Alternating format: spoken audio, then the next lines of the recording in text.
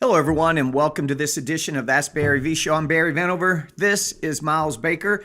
This, Mr. Baker, is our 49th point five show. Yep. Now, the reason we're doing point 5 is we're saving the 50th show because we have a special guest that's going to be here on the show with us, and we wanted to make sure that was our 50th. 50 shows we've done in a little over a year. So it's kind of fun. It's been good. It's been awesome. We get so many good comments. It does take just to let somebody said the other day, man, you're doing too many commercials on your show and advertising your own business. Well, you know, I am in business and I'm proud of the products that we have. So I'm going to mention them, but we answer people's questions every we're going to save a little commercial for the end this time, but we do want to remind you that on the 50th show, we're going to have a special guest. And I think especially a lot of the old school martial artists, guys that's been in business for years are going to love this special guest and going to appreciate what he has to say. So we're excited about that. Let's go ahead and get to our first question. Okay. First question for this week comes from Jared A. He says, in your opinion, what are the top 5 processes or systems that a new commercial martial arts school owner should have defined and ready to implement before opening their doors for their first time? So Jared's opened a school or recently opened his school. Sounds like it, yep. Yeah. You know, first, basic business foundations. Mm-hmm. You know, you have to have your phone call procedures and your script works down for when people are calling in and you're making those outbound phone calls. You have to have your operations systems in place, your operations manual, your day-to-day activities. You got to have your, your task management system in place. All of that basic business foundations, your software that you're using, your point of sale, all of those things like that, you have to have already in place. This might surprise some people, but I think your upgrade systems be in place before you open. You know, we just signed Josh Smith in Paducah, Kentucky, as a new premier martial arts school owner. And dude's gone. Now, I don't know if he wants me to mention this, but he's tripled his revenue. And he was doing pretty good already monthly, but he's tripled his revenue because of implementing the upgrade systems primarily. Yep. And again, I don't know if these owners want me to mention their name, but I'm going to anyway. David Dunn. In Los Angeles, same thing, and it came from good sign-up procedures and a lot of things, but upgrading is a big part of them being able to increase their revenue fast. And a new school owner, don't think that you have to have a bunch of students and upgrade them 2 or 3 months from now, because good upgrade systems dictate that you can sign someone into a black belt training program from the first day that they join. Now, guys, don't start crashing me and trashing me on Facebook or YouTube when I say you can sign somebody into I didn't say create a black belt from day one. I said get them to sign up for a program that's going to develop them into a black belt over 3 or 4 years. They're just committing to that period of time. And they can do that the first day that they sign up. There's no requirements that they train 6 months before they go into black belt training program. And that from day one will enable you to increase your revenue than if you don't have those upgrade systems in place when you first open. We've been opening up our Premier Martial Arts S1X models, and we break even and start making money in 2 or 3 months of being open for that very reason of having those upgrade systems already in place. Anybody who doesn't agree with that, they simply are just not educated. They don't understand how your curriculum has to be able to be in a format that a person or child, their first day, can do something that is considered black belt training program, but the movements and stuff are right there in place for somebody who's their first day or first week. Yeah, absolutely. What else? Was that 2? We got a text last night. Somebody did some good Eric Arriaga. Yeah, did some great paid in fulls last night. I don't know if you saw it, but I saw about 9:00 last night. So yeah, just paid in fulls on upgrade systems. He's had a great month, and it was from the upgrade from systems. Upgrading. Yeah. Awesome. What are we? 2? That was two processes. Yep.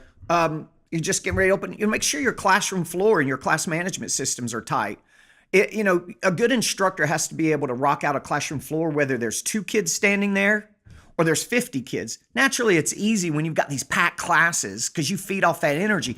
But if you're wanting to grow, you better start from day one with your first couple students, making sure they're getting the best classes, or you're going to have a hard time growing that, right? What else? That's how many? 3? 3. Marketing, of course. Sure. Got to have great marketing systems in place. All these other things we mentioned is about keeping the people you got, good class management systems and your operation systems. But you got to have great marketing to get people in the door. So you got to have marketing systems pre-thought out and pre-trained and ready to go with you and your staff. And I guess that would be the last thing, which would be staff training. You've got to already have systems in place before you open of how you're going to conduct staff meetings, how you're going to train your staff. Now, if you're opening up as a one-man show, you're still kind of having staff meetings and staff training. You're just doing it with yourself by having time set aside for you to continue training, continue your education, and do your planning and look at your statistics to see where you're at. So whether it's you or just one other person, or, like our staff meetings will have 15 people in them twice a week. It doesn't matter. You still have to have those systems set up and that time set aside. All right. Next question for this week comes from Tim P. It says, I have a great kids program, but I can't get adults in my school for some reason. I'm thinking adults might not be interested in the style I'm offering them and was thinking of looking into another program. Any recommendation on adult martial arts programs and where to get the training? We were just talking about this the other day. Of course, having a good kids program is first and foremost. That's 70-80% of should be your market in your school, your clientele. I actually think, gosh, that's a tough one because I don't want to piss off a bunch of school owners. Well, what are adults looking for? Start there, right?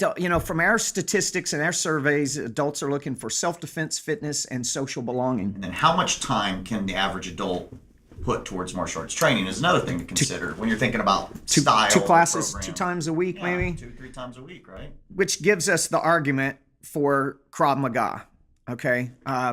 If I could only, which is what we do in Premier Martial Arts, and that we already have bought into that system and that concept because it's simple, it's effective, it gets people in shape, it enables them to defend themselves relatively at a good level, quick.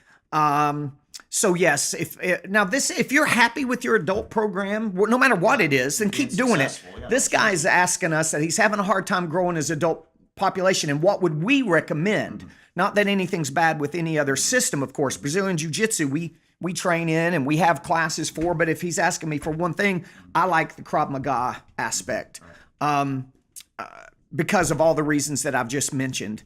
Now, as far as where to get training for a Krav Maga, there's several good places. Again, I hate to mention, but I trained initially at Krav Maga Worldwide.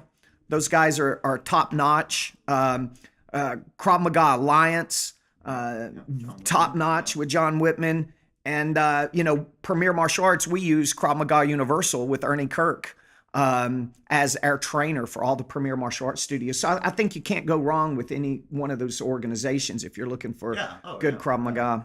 But I think, like you said, anybody can make an argument for Brazilian Jiu-Jitsu. Get them taken care of. Cool. Anybody can make an argument for Brazilian Jiu-Jitsu, right? Anybody can make an argument for kickboxing, mixed martial arts. They're as popular as ever. But this particular individual, like you said, is just trying to implement a new program. If you're an established martial artist and you're looking for another style to transition to that's very simple, and again, that people can train 2 or 3 times a week and be successful, anybody who does the other arts that we just mentioned, you got to devote a lot more time. And the average American adult just doesn't have that kind of time. So from a business standpoint, Krav Maga does kind of lend, goes parallel with that whole thought 100%. process. Yeah. And if you were going to add another program, the next adult program that I would do would be a kickboxing program. Whether it's kickboxing, as long as it's not people beating each other up, you can do real good kickboxing classes with great pad work and Thai pads and things like that. Whether it's fitness minded or fighting minded, a good kickboxing program is very popular nowadays. Our next question comes from Ben H. He says, I have a competitor in my town that seems to always be talking bad about me in my school. How would you handle this? I always go to the theory, if someone's not talking bad about you, you're not doing anything right, because the reason they're trashing you and they're giving you a hard time is because you must be getting under their skin because you're doing something right and it's pissing them off. I tend to ignore things like that, and it's not just martial arts industry. It's a lot of different businesses. And good people see that and they're like, why does this guy have to trash somebody else to make himself feel better? And good people see through that, and it actually hurts the person saying it. So there's such not a need for it. And it makes the person saying it kind of look, I don't know, jealous or silly. And don't get duped into that. Don't get sucked into that. So just understanding that it's probably not doing you any harm, but let's say it's twisting you up and you're upset about it and you got to do something, right? If you feel like you need to act on it, I would just pick up the phone and call the person and, believe it or not, ask them for lunch. I know that sounds weird, but just call them and say, listen, there must be a misunderstanding happening between your school and my school, or me and you, and I don't want any problems. Would you like to meet? Any way you can meet at Starbucks for a cup of coffee so we could discuss this? If they don't want to do that, then and maybe you don't have to meet them in person unless it's serious. Meet them in person does show confidence, and it shows them, it lets them know, like, look, and I'm a grown individual. I can sit down and talk with you about this in person. Or at least a good phone call that says, listen, man, I'm not saying anything bad about your school. I'm not talking negatively about you. I keep hearing these things, and they're probably rumor and not true, but I do hear these things that someone seems to be that you're saying or your school's saying about my school. I just want you to know I'm not doing it to you. And if something is happening, I'd appreciate you guys stop it, not do it to me. Yeah. I mean, what can you really do? Take the high road and don't get emotionally charged about it. Yeah. And if you do, calm down before you react. Yeah. Right? That's funny that we mentioned this because we had a guy open up a premier martial arts school. And when we were in Houston, he was saying that he put his signage up on his school, and that the other martial arts guys, a couple in the town, were like, look at this egotistical guy with this big giant sign, and just trashing him for being professional and having a lit sign. Right, it's so dumb. Anyway, good people, anybody that means anything to your business isn't going to pay attention to that, and they're going to see through it. So I wouldn't worry about it. But if it bothers you, confront them and call them and try to have a nice, simple conversation about it and see if that doesn't stop it. Absolutely. Our last question for this week comes from Jack R. I've been applying your Mass Intro systems and getting great results from the Facebook promotions that you designed for us. However, I have tried to get into the public schools for guest PE, and they have said they only allow nonprofit organizations. Any ideas around this? Well, Jack, that's kind of a simple answer to your question is if they only allow nonprofits in, then that's what they say. I mean, there's no way around that other than start your own nonprofit, hook up with a nonprofit, and be able to use their nonprofit status. Now, this is not a plug because we don't make any money off our nonprofit.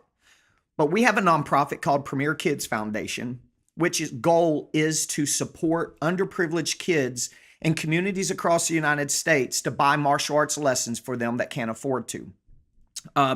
If you're interested in being if anybody on the show's audience is interested in being part of that, just simply send me an email at ceo@barryvanover.com and say, hey, I'm interested in your nonprofit. And I'll either give you a call, Mr. Baker will give you a call, or we'll talk back and forth through email, tell you what's required for you to be part of the nonprofit.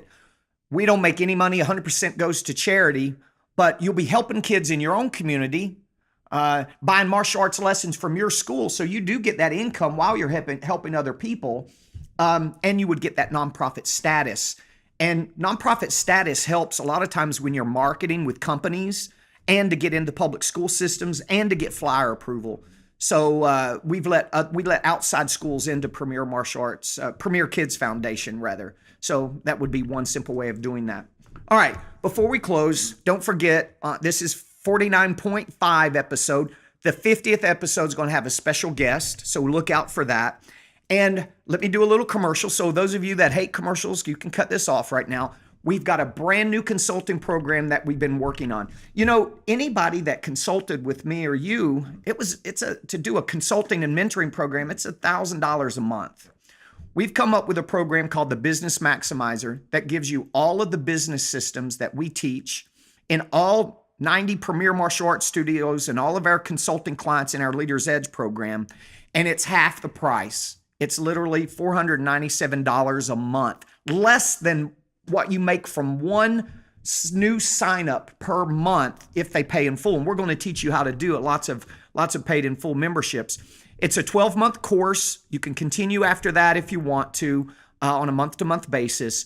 If you're interested in looking at those details, go to the website, MA for martial arts, businessmaximizer.com. The URL is at the bottom of the screen right now as I'm talking. Click through that, look at it, fill out the information at the bottom. If you're interested in having a conversation about it, we'll get the email and we'll give you a call. That simple. All right, I'm excited about the next show. Tune into episode 50. You got anything to add to that? Great show. All right, we'll see you guys at episode 50.